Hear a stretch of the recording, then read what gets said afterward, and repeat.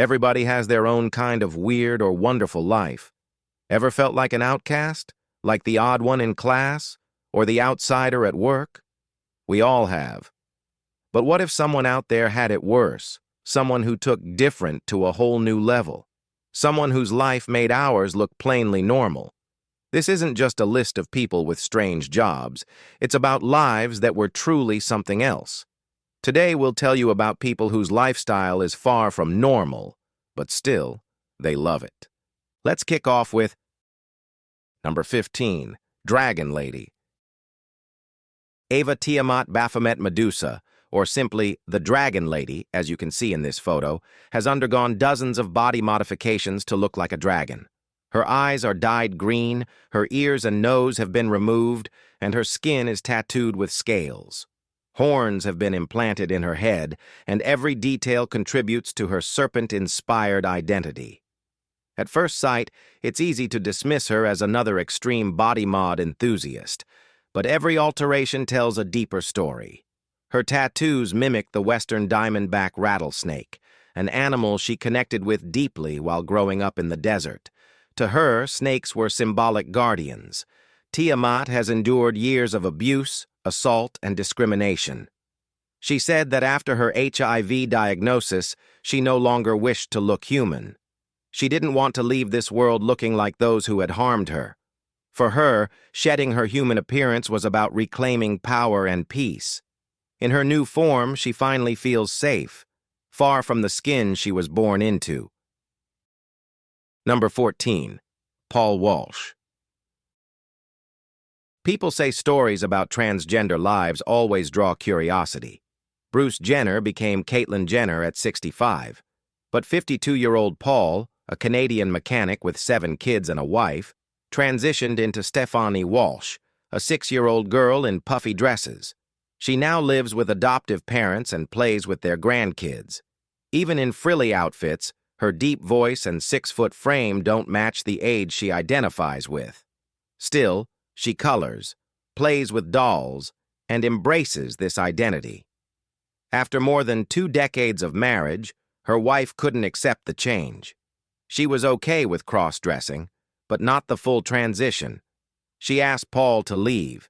He lost his job, lived in shelters, tried ending his life twice. But now, Stephanie says she's free. She's not confused. She's clear. This is who she's always been. People may laugh or joke, but she chooses to live as the person she believes she truly is, no matter how strange or weird it might seem to others. Number 13, Nano, the cat girl. This 30-year-old woman from Norway truly thinks she was born in the wrong species. She says she's a cat because she hears and sees better in the dark, hisses at dogs, sleeps in sinks and windowsills, and even avoids hunting for water. She claims she will live as a cat forever, and with that form comes a few perks. According to her, being feline gives her heightened senses, like sharper vision at night and improved hearing. When asked how she communicates with humans, she said she can still speak if needed, but prefers to stay in character. Unlike typical furries, Nano doesn't wear elaborate costumes or split herself between a human and fursona. She genuinely identifies as a cat, not metaphorically, not for fun. Her identity isn't based on fantasy or performance. She says it's just who she is. She crawls, hisses, avoids psychologists, and doesn't care what anyone thinks. And after 2016, no one knows much about this cat lady.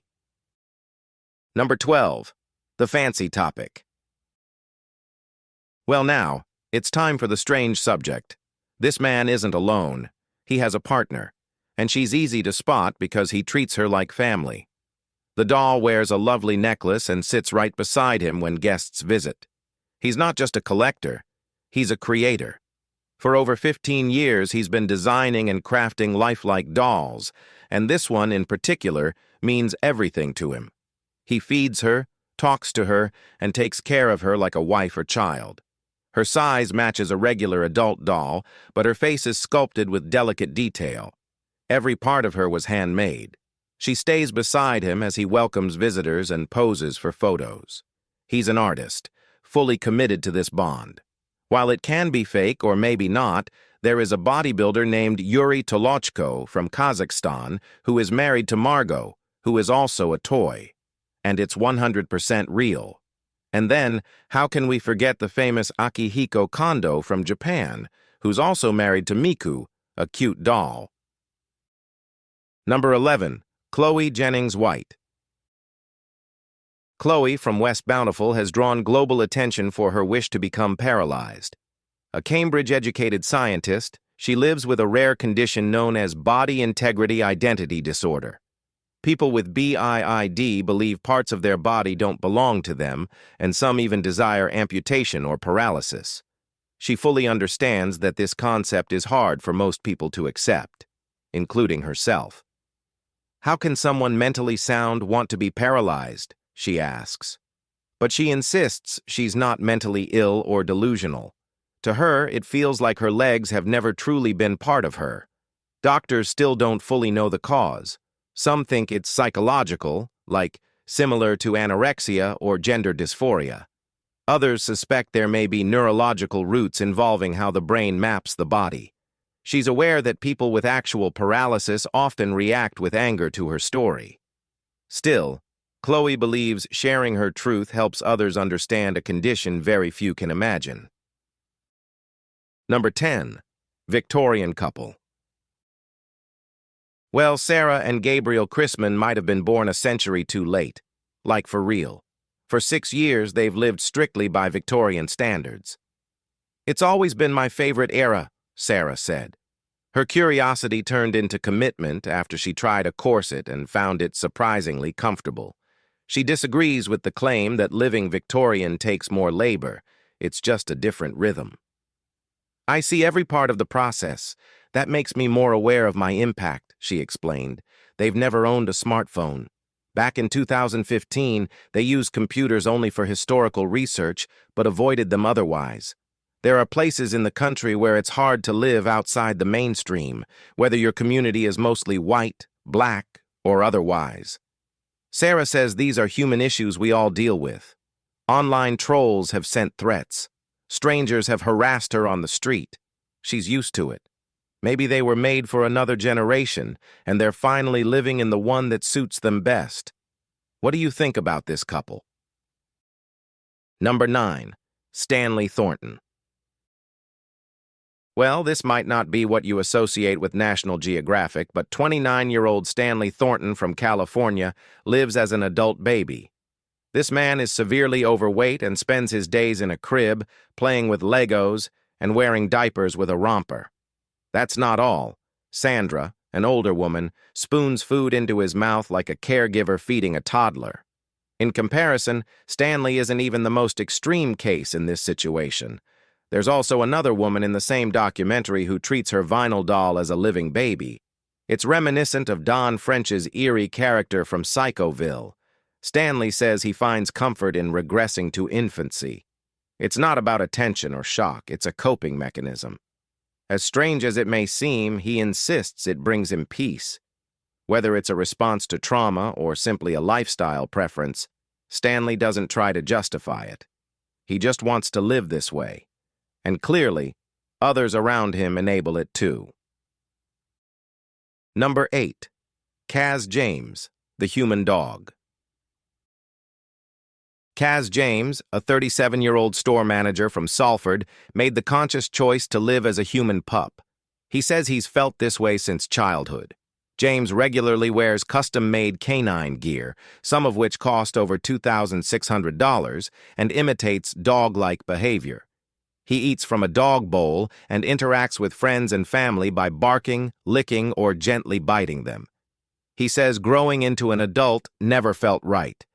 The more he matured, the less connected he felt. That's why he decided to live life as a pup. He eventually found the pup play community online, where others helped him build confidence and embrace his identity. He became known among family and friends for greeting them by nibbling shirt collars or giving playful dog-like kisses. He insists he's always been this way, and still is. For James, this isn't a phase or costume. It's who he is, and he's finally proud of it. And as of now, 2025, no one knows where or how he is. Do you've any idea? Number 7. Jadu, the transracial man. In Tampa, Florida, Jadu rolled up to a coffee shop in a loud purple vehicle. Born Adam, he now identifies as Filipino. He even refers to his three-wheeled ride as a tuk-tuk, which is a common public transport in the Philippines. Jadu is part of a small group of individuals who identify as transracial. That means being born one race, but feeling aligned with another. He says his connection to Filipino culture runs deep. As a child, he loved Filipino food, attended cultural events, and immersed himself in the music. Watching documentaries about the Philippines made him feel at home. He says that around Filipino culture, especially food and music, he feels most himself. "It just feels like my skin," he said. Jadu's story echoes that of Rachel Dolezal, a white woman who identified and lived as black and even led a local NAACP chapter. Not everyone understands transracial identity, but Jadu insists it's who he's always been. Number 6. Martina Big and Michael Yerwin. Martina, a white German model, has undergone years of body modification to resemble a black woman. Along with her husband, Michael Yerwin, she's taken melanin injections, dramatically changed her appearance, and publicly identified as black. The couple even believes their future children will be born with dark complexions. Martina's transformation included super major surgeries, like a size 32S breast augmentation and regular skin darkening treatments. When asked whether her unborn children would be black, she firmly answered yes, explaining that her identity would somehow influence genetics. The couple married in October, shortly after beginning their transformation. Both regularly use synthetic hormones to deepen their skin tone and say they fully embrace their new racial identity. Martina has spoken publicly about wanting to breastfeed and raise black children.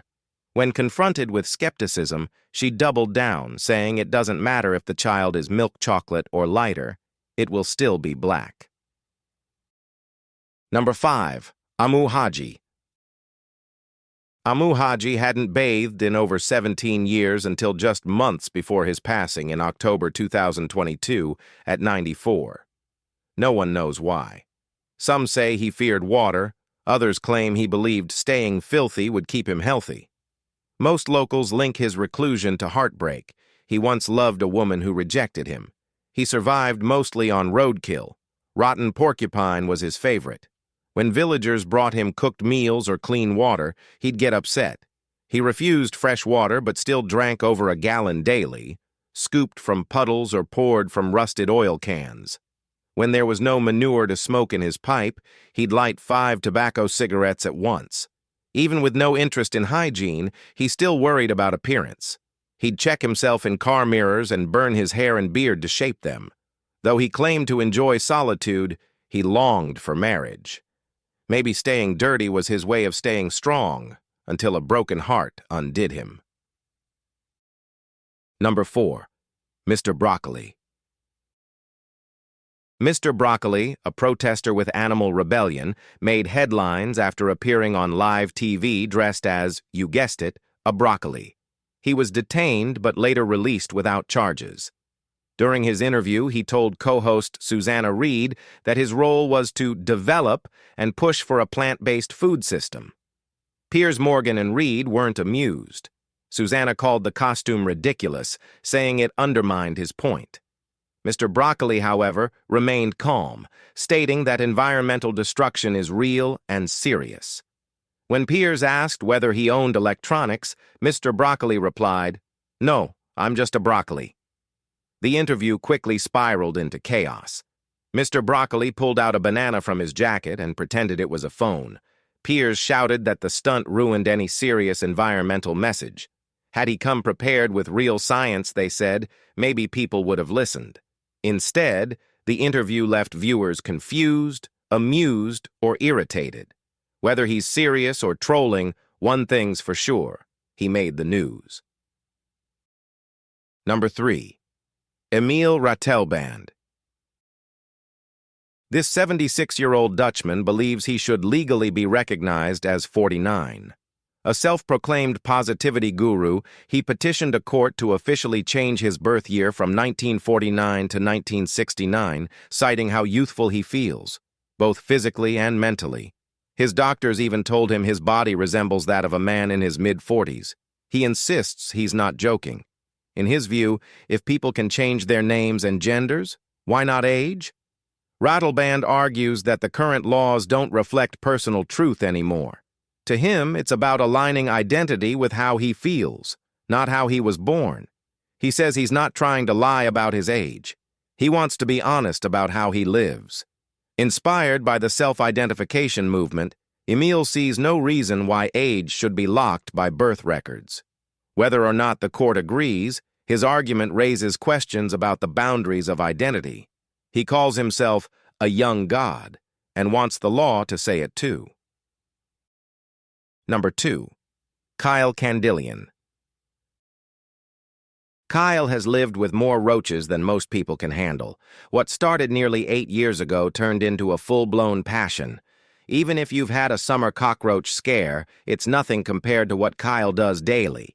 He breeds and sells exotic roaches, some as pets, others as reptile feed, through his business, roachcrossing.com.